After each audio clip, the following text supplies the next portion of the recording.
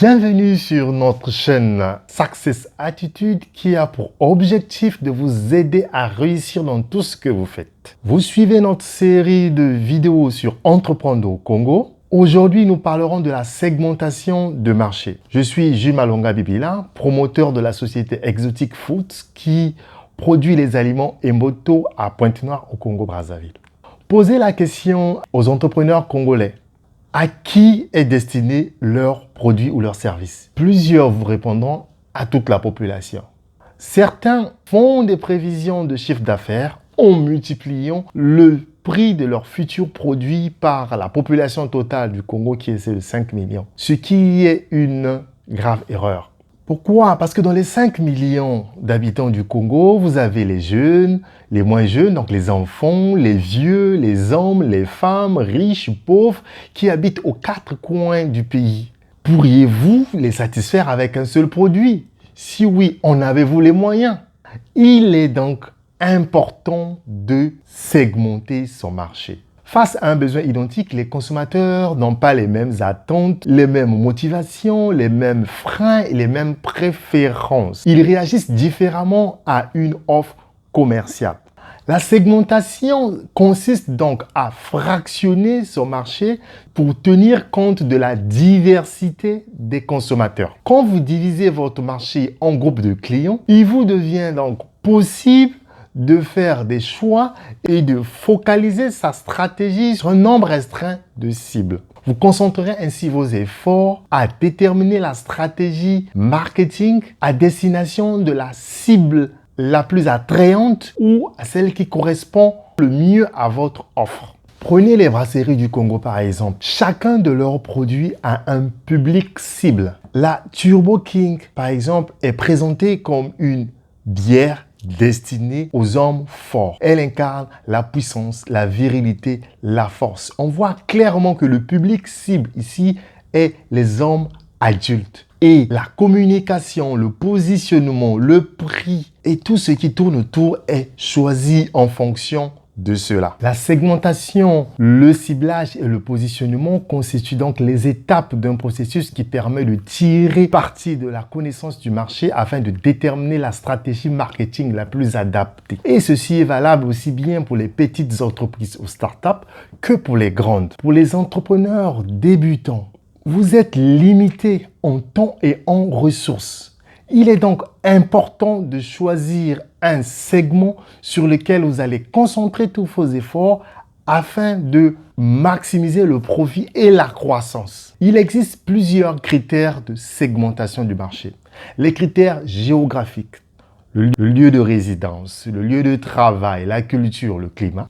Les critères socio-démographiques, l'âge, le sexe, la situation matrimoniale ou le statut social, les critères socio-psychologiques, la personnalité, les opinions personnelles et les critères comportementaux, les habitudes d'achat, la fidélité ou la loyauté face à une marque. La procédure de segmentation se définit en 7 étapes. L'identification, l'étude, l'évaluation, le choix des cibles, le choix du positionnement, le test du positionnement et l'élaboration du marketing mix qui comprend les 4 P, le product, price, promotion and place. En gros, la politique du produit, la politique du prix, la politique de la communication et la distribution du produit. Il y a 5 points qui caractérisent un segment efficace. 1, c'est la possibilité de mesure, le volume suffisant, la possibilité d'accès, la pertinence et en dernier, la faisabilité par l'entreprise. Sans ces 5 points, votre segment n'est pas efficace. Pour ce qui est de l'évaluation des segments, il y a 2 critères principaux. Il y a l'attrait du segment qui comprend donc taille, la rentabilité et la croissance et aussi les objectifs et les ressources de l'entreprise. Donc par ceci, vous comprendrez que le segment peut être attractif, mais si l'entreprise n'a pas assez de ressources pour pouvoir adresser ce segment-là, il sera tout simplement abandonné. Ou encore si le segment est attractif, mais s'il ne fait pas partie des objectifs de l'entreprise, il sera abandonné. Donc, ceux-là sont, si vous voulez, les 2 critères qui permettent d'évaluer un segment. Alors, après avoir fait toutes ces analyses, on va choisir la stratégie à adopter. Il faut savoir qu'il y a 3 stratégies. On a le marketing différencié, le marketing de masse et le marketing multisegment. Alors, c'est quoi? Dans le marketing différencié, on a un produit qui s'adresse à un segment cible. Par exemple, c'est le cas des motos. Nous avons choisi de mettre sur le marché un produit destiné à une classe de la population que nous savons qui est capable de pouvoir s'offrir ce produit, donc un pot de moto à un certain prix et de façon régulière. Vous avez la deuxième stratégie qui est le marketing de masse. Alors là, c'est plus un produit qui s'adresse à tous les segments. C'est le cas par exemple des produits de première nécessité ou de la téléphonie mobile. MTN et RTL vous offrent des services qu'ils offrent à tout le monde. La troisième stratégie, c'est le marketing multisegment. Alors là, on a plusieurs produits qui sont destinés à plusieurs segments. C'est le cas par exemple des brasseries qui vous offrent plusieurs boissons. Et chacune des boissons est destinée à un segment. On a les boissons pour enfants, on a les boissons pour jeunes d'un certain âge qui sont plus ou moins classe.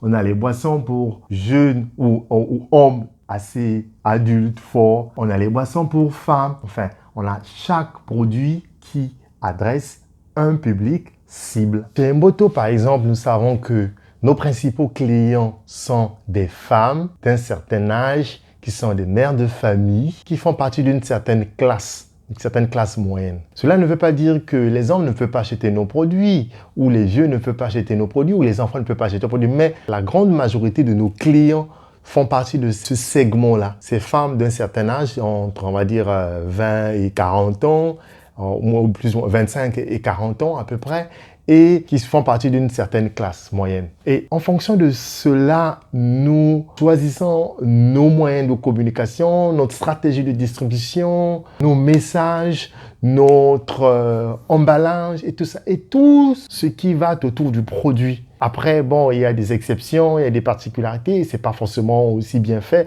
mais enfin bref, c'est la ligne directrice en fait de notre stratégie de communication. Donc c'est très bien. Ce que je demande aux entrepreneurs, c'est de bien connaître vos clients. Après, on peut se tromper au début, mais avec le temps, vous allez vous améliorer et voilà, avec les feedbacks et tout.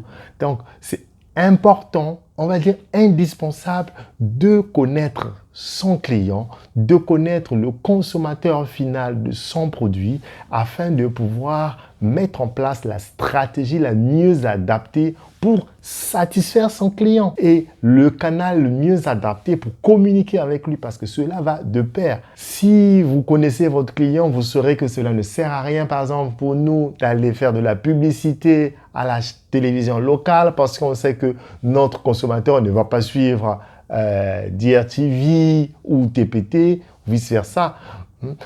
Ou encore, on va dire que bon, ce serait plus intéressant pour nous de communiquer sur Internet parce qu'on sait que notre client va sur les réseaux sociaux, par exemple. Il a un smartphone et tout. Enfin, bref, en fonction de sa clientèle, on choisit les moyens de communication. Donc, c'est très important de segmenter son marché et aussi pour ne pas perdre du temps et de l'argent parce que tu vas te dire que bon, ok, d'accord, je fais la publicité à la télé, ça coûte excessivement cher. Et si tu fais que tu n'as pas de résultat derrière, tu auras jeté de l'argent. Alors que si tu fais ce travail en amont, tu identifies tes clients, tu sais où est-ce qu'ils vont, où les trouver, ce serait peut-être mieux pour toi de faire une communication in situ, là où tu vends le produit, que d'aller faire de la publicité à la télé. Ce n'est qu'un exemple. Donc, vous voyez que c'est important pour un entrepreneur de prendre du temps et d'analyser son marché, de segmenter son marché et de choisir son segment. Et je conseille aux entreprises, aux jeunes entrepreneurs de choisir la stratégie marketing différenciée pour un début, surtout qu'on n'a pas les moyens. Donc, choisir un seul produit qui va adresser un segment. Vous vous spécialisez et plus tard, vous pouvez changer de stratégie, passer par exemple au marketing de masse ou au marketing multisegment, mais ça, c'est à vous de voir. Pour un début, je vous conseille de commencer par un marché de niche, c'est-à-dire le marketing différencié. Nous sommes donc arrivés à la fin de cette vidéo que je résumerai en disant que la segmentation, aussi abstraite qu'elle peut paraître, est indispensable pour l'entrepreneur. Elle lui permet de définir la politique autour du produit lui-même, du prix, de la communication et de la distribution. Il est donc important de prendre du temps de pouvoir faire sa segmentation. Vous pouvez trouver des informations fiables dans tous les ministères, sur les sites internet de la Banque mondiale, de la BAD, de l'OMS et de tous les organismes de l'ONU. Ceci vous permettront de bien faire votre segmentation, ensuite de définir toutes vos politiques citées plus haut. Merci donc d'avoir suivi cette vidéo. Laissez un commentaire si elle vous a été utile. Abonnez-vous et partagez-la. Merci et à très bientôt.